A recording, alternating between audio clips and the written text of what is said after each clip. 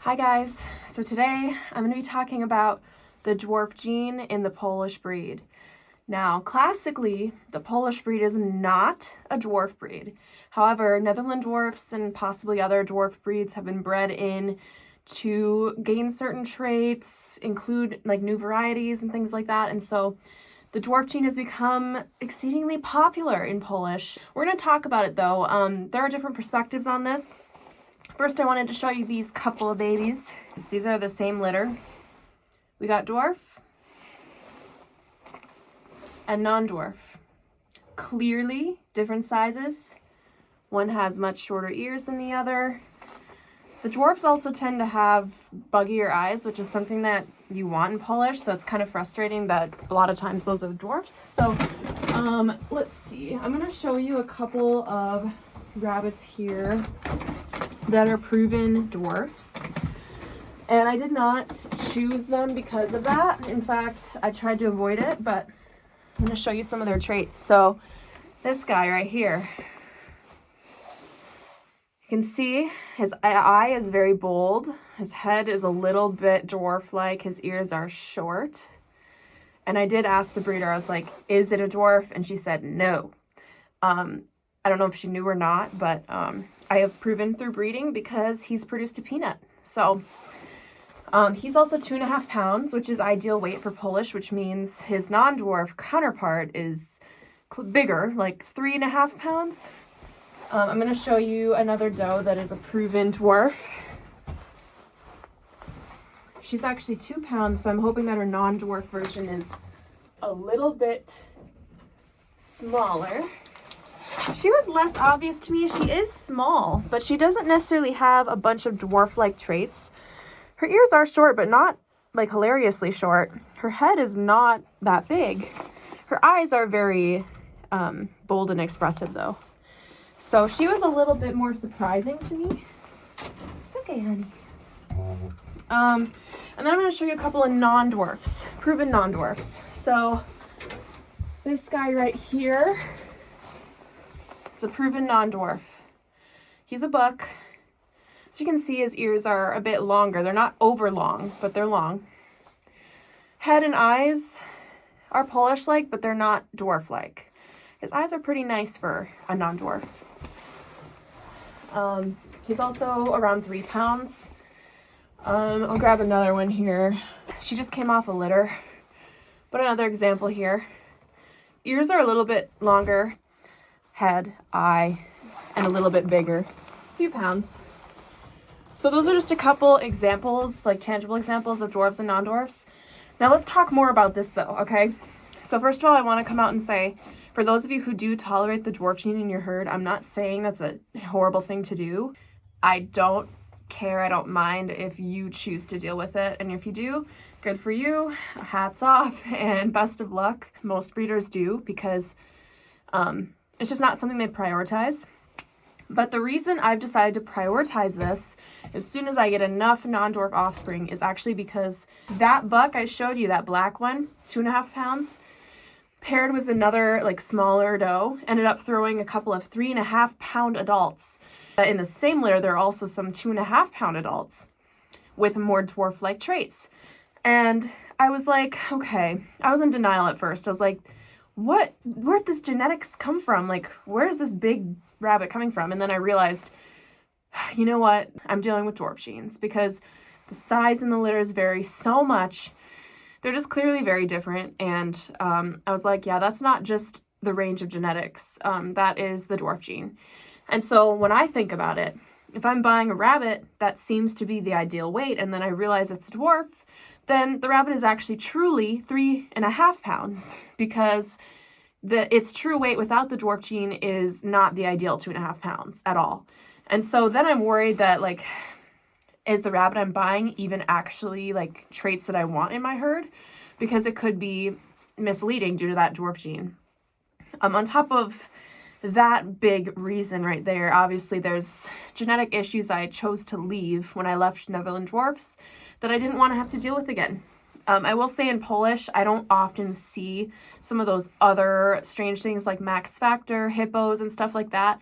I mostly just see peanuts now and then if both parents carry the dwarf gene. I don't see a lot of other stuff. So in general, compared to Netherland dwarfs, they are still easier. But I'm not accepting it because I don't want such variation. And I can actually show you another example. I have a couple of siblings from a litter. One of them's a dwarf and one of them's a non-dwarf. And I didn't realize this as they were growing up. One of them's 2.5, one of them's 3.5 pounds. So I'm going to show you that real quick. So this guy right here, this is a dwarf, and I did not realize right away. Shorter ears, bigger head, bigger eyes, 2.5 pounds, smaller buck. You can kind of see it. Full sibling. She's 3.5 pounds. As you can see, her ears are a bit longer. Less dwarf-like traits. In fact, more attractively Polish traits, but she's big. And so this was the straw that broke the back for me because I was in denial at first and I was like, even if they are dwarfs, like I can handle it, whatever. But then, yeah, I just realized that it's basically a misrepresentation of the traits of a Polish if it has the dwarf gene. And it actually is a fault if a Polish has a dwarf-like head, and other dwarf-like traits. The thing is, though, like a lot of breeders, in fact, most accept it. And again, like that's okay. I just chose not to myself. So let's see. Oh, let's talk about if you want to breed it out, how to do so.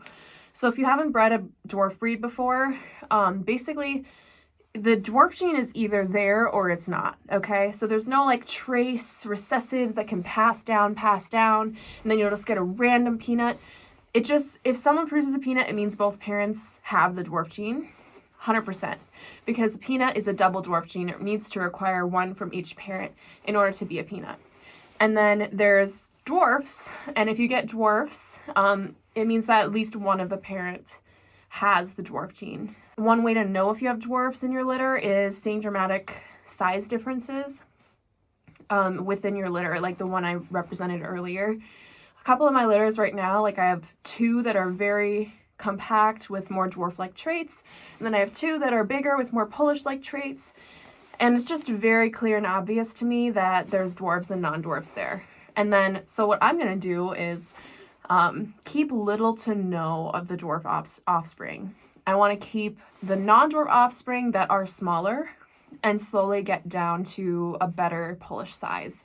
Because I really don't want to be breeding 3.5 pound Polish. I want to get down to at least 3 pounds, hopefully one day 2.5. But yeah, so once you choose the non-dwarf offspring and breed them, you will never, ever, ever get a peanut.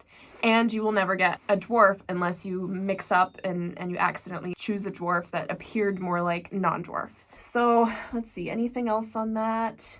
Yeah, I guess whenever you buy out crossers and whatnot, you don't necessarily have to be afraid. Like if you see obvious traits, it's a dwarf. I would avoid it. But if you aren't sure and it's kind of like, I don't know, is it a dwarf, is it not? It's not the end of the world. You can still use the animal and easily just save the non-dwarf offspring. And the dwarves will sell really well as pets, so no worries there. Yeah, so I guess that's where I'm at. I bred some non-dwarfs and I got all non-dwarf babies, and then I bred dwarf and non-dwarf, and so I have 2 litters that are about half dwarf, half non-dwarf. And it's very obvious to me which is which. Now, is there ever a case in which I would keep a dwarf? Yes. However, it would need to be a small dwarf and probably a buck, because when you get dwarf does that are actually going to end up being good non-dwarf weight, which would be like 2 pound does, then they aren't easily able to deliver the offspring from a non-dwarf buck. So I wouldn't keep a doe probably. I may occasionally keep a dwarf buck who is small, who has a trait that without its dwarf features I really want, whether that's a certain type of body type, or maybe this dwarf has like very short ears, so I know the non-dwarf version will have nice short ears that balance, things like that. But yeah, I'm not going to hold on to my dwarf, rabbits or offspring for any longer than necessary. Again, I've just decided that I don't want to deal with it. I left the dwarf breed for a reason. and I see problems that can come along with this dwarf gene.